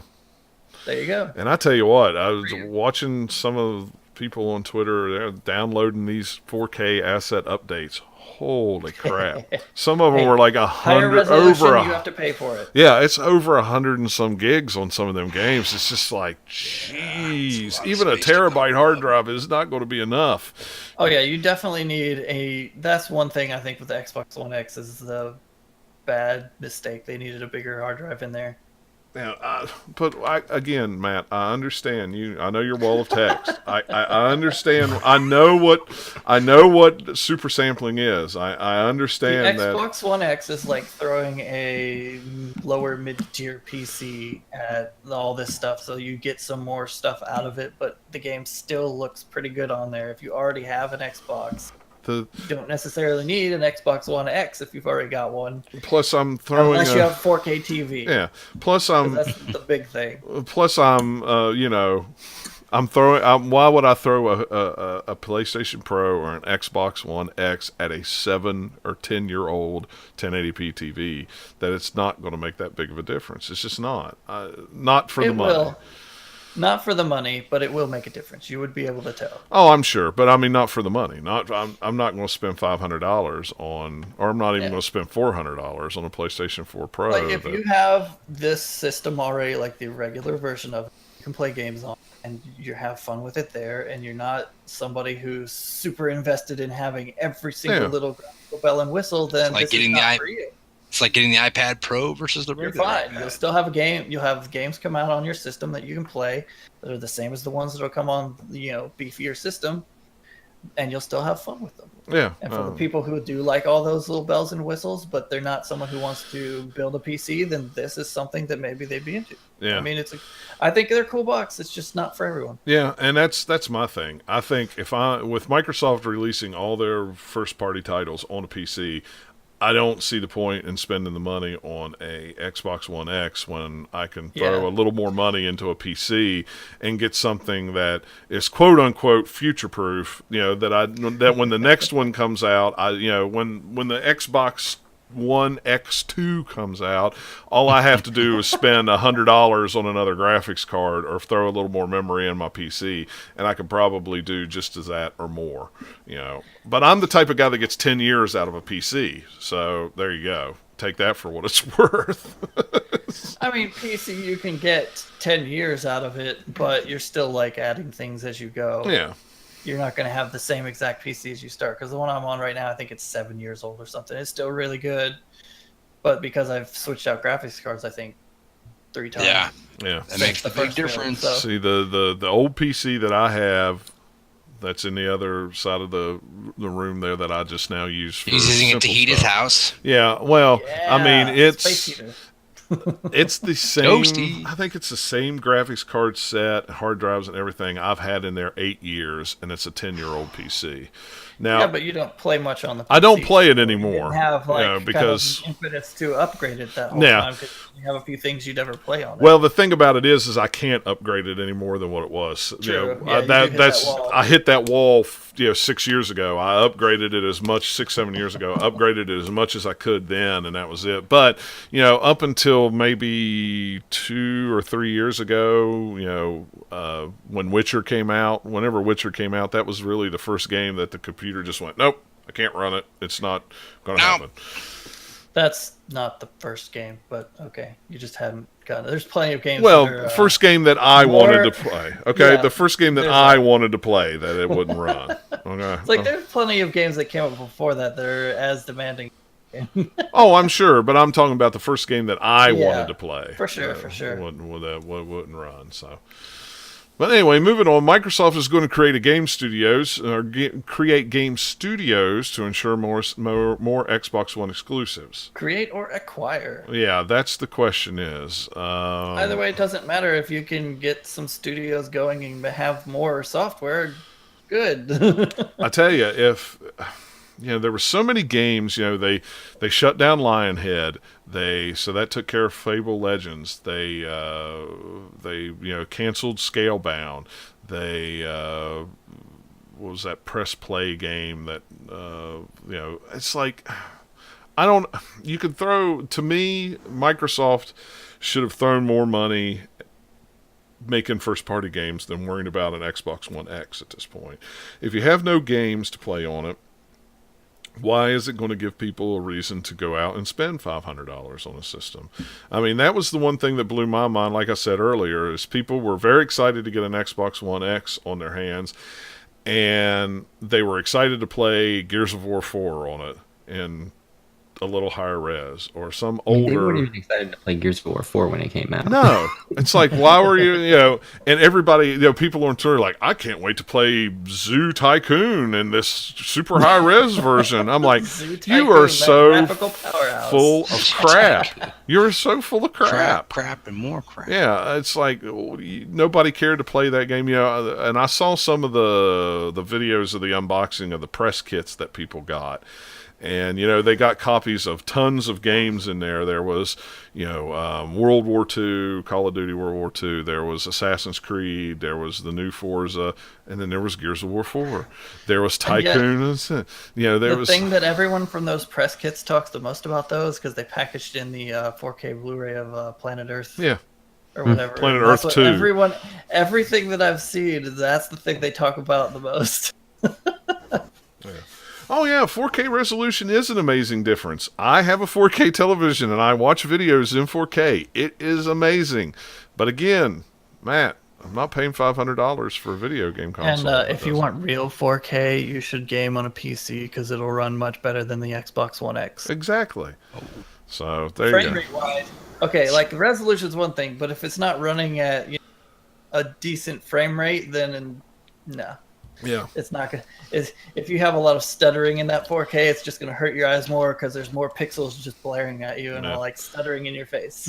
Well, I tell you what, though, Microsoft has, for them to have been such a powerhouse in sales and games, last generation with the 360. I mean, everybody was 360, 360, 360. For them to come out and stumble like they have with the Xbox One X, it blows my mind. Yeah, well, it's a bit of a mix of bad strategy from the original team behind the console and having to kind of work back from that, taking a lot of resources and time, and then just some bad games that they developed they've had to cancel, and so it's just kind of a tidal wave, a perfect storm of stuff kind of bogging them down. And also you're not getting all the third-party sales that you used to for the 360 because you're not the number one console in the market anymore. So it's just they've had some bad luck, but they're still doing decently well. It's not like Microsoft's going to go away. No. They're still going to be out there, so they have plenty of time to turn the ship around. But, I don't think they're going to make up as much ground as like the PlayStation 3 did last time around, where it started a little slow but then picked up over time.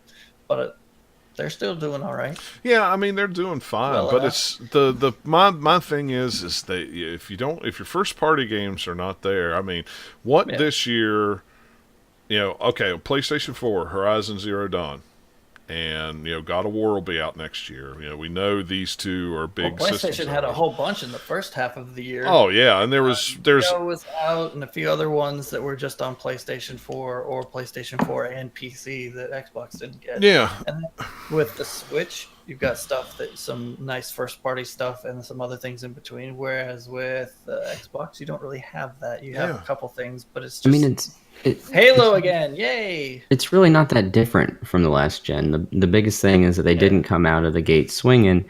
So this year, this generation, they didn't have the third-party support. They never really had the first-party titles. They had Halo on the original Xbox, and then they had Gears of War on the 360. They just didn't have that one big title this time around. Yeah, those other ones are still there, but they've just kind of waned in popularity. 360, they've had some better games within those main franchises that also weren't as old yet. Now they're still trying to lean on the Halos and the Gears, and people are getting tired of it.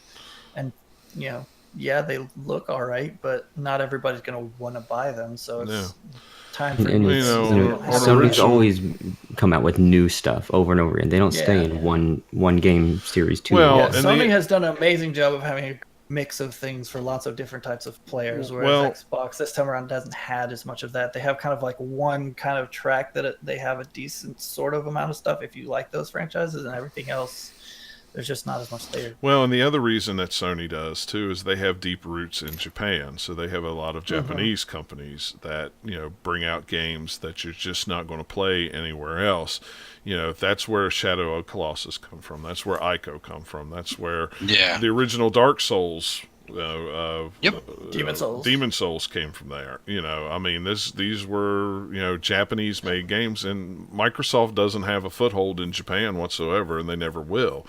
They tried with the 360 early on.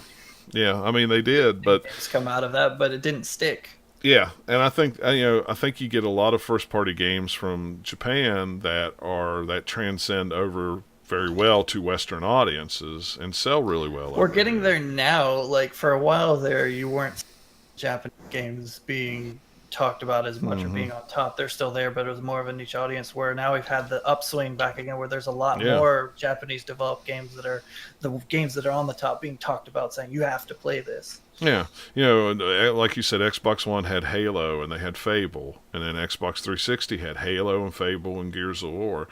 And then, Xbox One had Halo and Gears of War and Forza, which was on all those, original and 360 as well.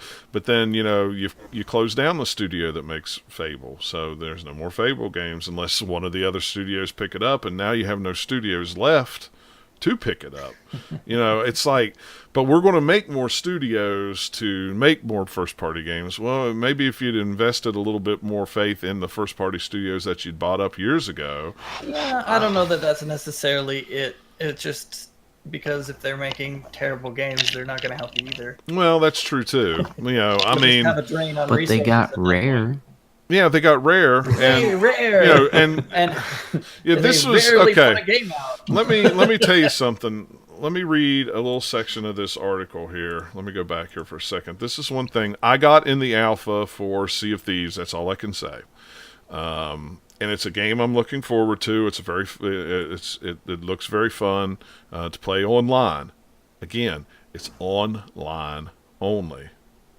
Let's see. Let me find this here real quick. It'll take a new Microsoft games Spencer is hinting at are unlikely to be extensive single-player experiences like the PlayStation Uncharted series. Those type of games, quote, don't have the same impact they used to have because bigger service-based games are capturing a larger amount of the audience, unquote. Now, this is from Spencer, who told The Guardian back in April. Instead, it's likely to focus on online multiplayer games like Rare's Sea of Thieves and Xbox One and Windows exclusives set to release in 2010.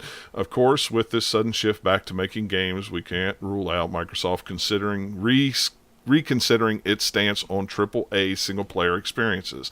This is the problem that I have with EA and Microsoft right now, is for some reason they don't think games like Uncharted or... Well, it's not necessarily that. They are super expensive to make an Uncharted level game. That takes quite a bit. And you can't keep the people like investing in that ecosystem. I get it. But what they're ignoring is that you can only have so many games as service games out there that people will play. And those types of games are something that people will latch onto, and then they might not play these other two or three games out there because they're already invested in this one.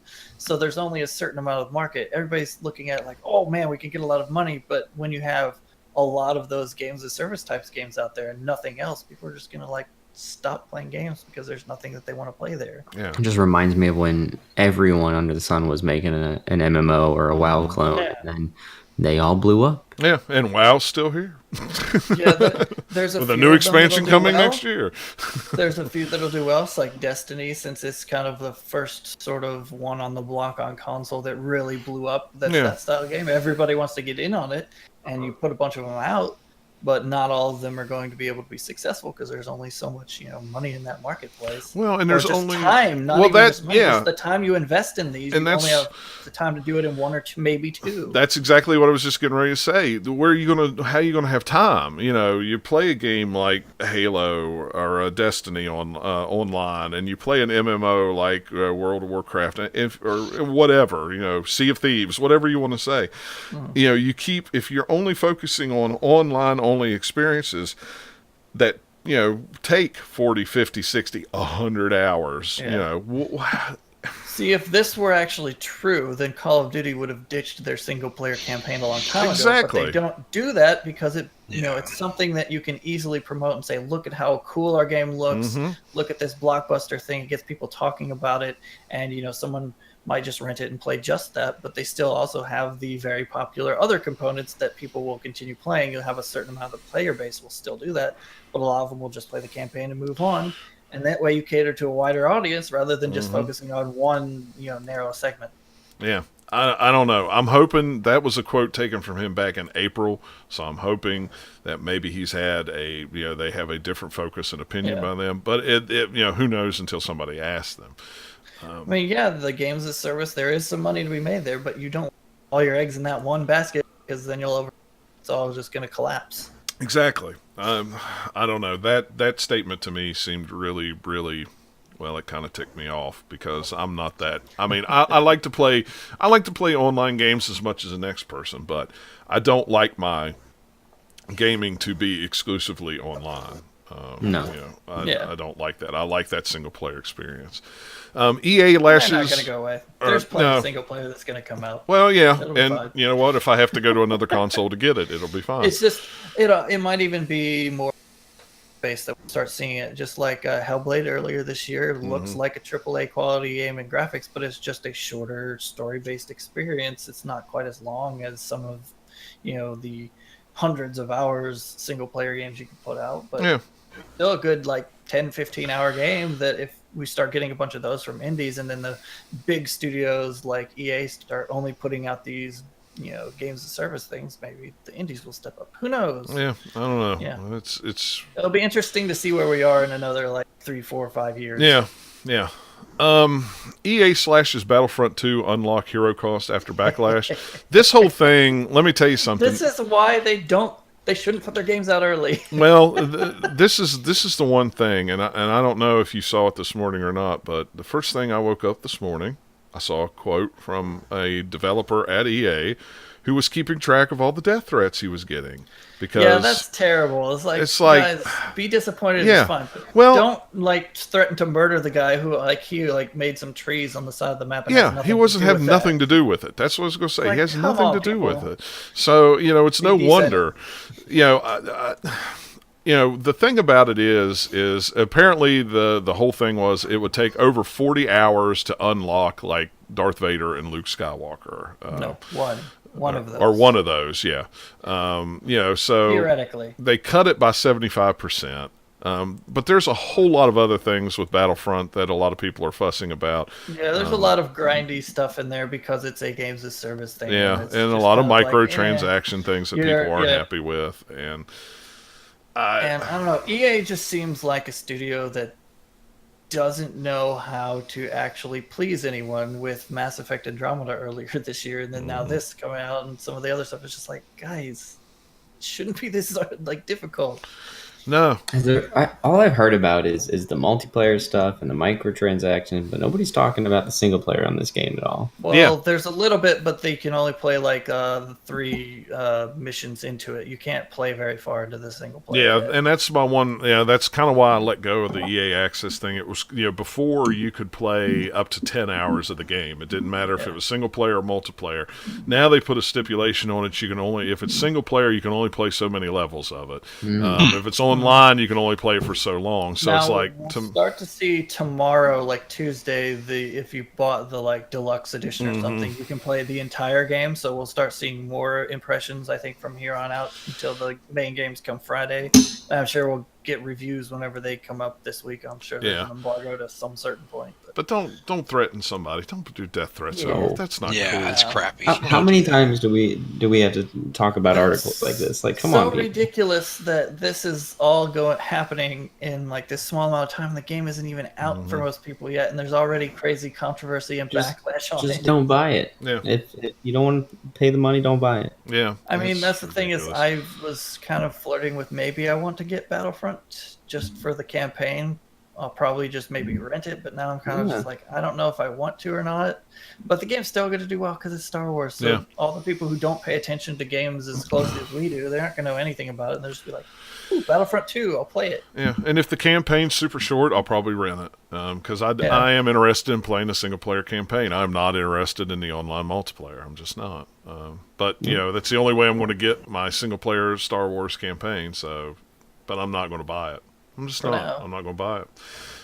Even if it's going to be on a Black Friday sale. This is since we're not going to be doing a show between now and Thanksgiving. We're not Thanksgiving after turkey show. No, it'll probably be the weekend of the 2nd before we. We'll just be eating Thanksgiving leftovers and. All right, we're changing it. I don't care what your plans are before.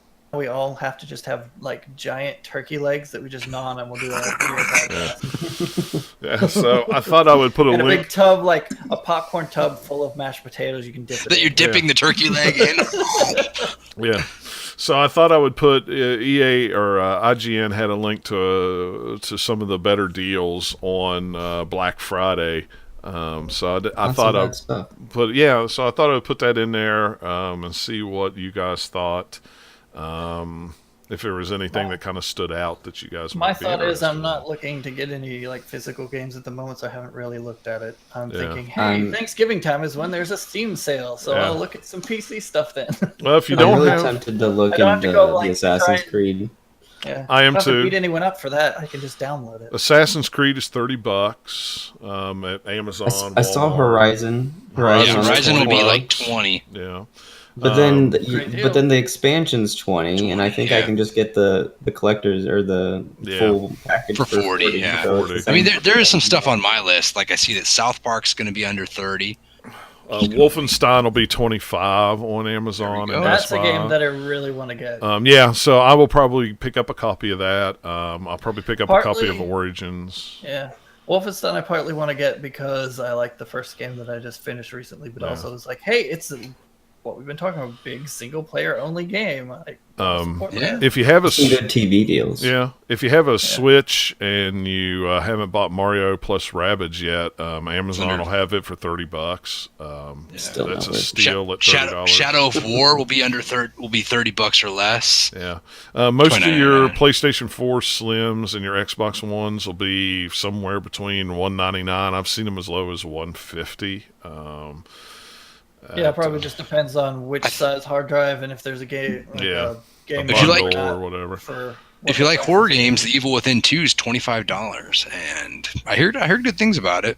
Yeah, heard good things. it's pretty good. It's But I just, haven't played it. why do I even bother to buy games and last like from summer on? I should just save my money, buy them Black Friday, and then just have Well, and that's what I did this year. I mean, I bought Smart, I man. bought That's- Mario because I knew Mario was not going to be cheap on Black Friday. Yeah. I'm a big fan of Assassin's Creed, but it was like I'm not going to play it right now, so I don't see the wait a point in couple spending weeks $6. and Patient. get it cheaper. Yeah, so I just wait and buy it cheaper. Same thing with Wolfenstein. I'll buy it for $25. Absolutely that. But I That's kind of how I tend to buy my PC games. Is Yeah. wait for a sale, or if there just happens to be like a weekend sale, that game, I'll buy it and then I'll have it for playing it. It's kind of like, okay, am I going to play this until before the next sale comes up? Okay, I'll go ahead and get it. Exactly. Well, and I might even pick up Forza. Forza's going to be $30. Forza 7. I'm a There big you go. Forza fan. I haven't picked that one up yet.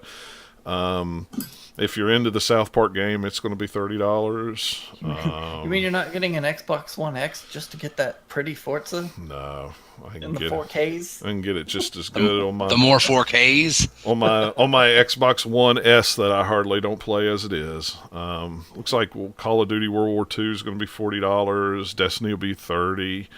The last 4 Call of Duties have been $40 on Yeah. Black I Friday. think so. I mean, any game that's recently released is going to have a decent deal. So there's chances are there's something out there that you're going to be interested in on Black Something Friday. for everybody. Yeah, so probably by the time we get back, we'll have some. Nathaniel probably bought a bunch of games on the Steam sale. Yeah, we'll see. Who knows what we pick up? Be something I'll probably have chipped away a little bit more at Mario. Yeah. So, but There's yeah, games I already have that I still need to play. I understand that. Yeah, there's a bunch of them that I need to play too. Maybe Oh, I'll I just- beat Crash. I forgot to mention that. Oh, Finally did you beat Crash finally beat Bandicoot. Crash? That's Yeah. cool. For the first one. For the first time, yeah. So it'll probably be. One down on the backlog. Hey, don't- that's important. We Get that might. check mark. I'm trying to think of when we may record again. This is the 13th. I probably Stay tuned. probably think Thanksgiving weekend's probably going to be busy for everybody, and we might record that Sunday night if everybody's If not, available. it'd probably be the week after that. Yeah, so who we'll see. knows? We'll see how the holiday Either goes. very so. late November or early December. Yeah. Somewhere in there. Somewhere around in there. So we're hosting Thanksgiving again, so I don't know what to wear or anything like that. Other than So what you're Thanksgiving saying Day, is so. we need to schedule the podcast in the middle of that to give you a Oh break. yeah. Oh, if you want to. Yeah. We should have an ugly Christmas sweater podcast. There we go. I got one. I don't wear sweaters. I'd have to buy one. I don't have. Yeah, I don't have one sweaters, either. So Let alone ugly Christmas ones. yeah. So Screw you guys then. Whatever. I'll wear my awesome hoodie. I got an awesome hoodie that's super soft and warm. No, I got a terrible Christmas sweater. I don't wear sweaters. I'm a big guy. I sweat, so I don't wear sweaters. I usually wear shorts and a t-shirt. You- later on. You don't wear sweaters. You are the sweater. Yeah, I am the sweater. I have my sweater built in all year round. Seemed like a good place to stop. Yep. Sure. Sweater. Is that the title? I am the sweater. It could be. Yeah, that might be it. I don't need a haven't sweater. decided, yeah. Let's see. Let me save it. I am the sweater. I am the sweater. All I'm gonna right. go see Thor Ragnarok again. Well, I've got to go see it for the first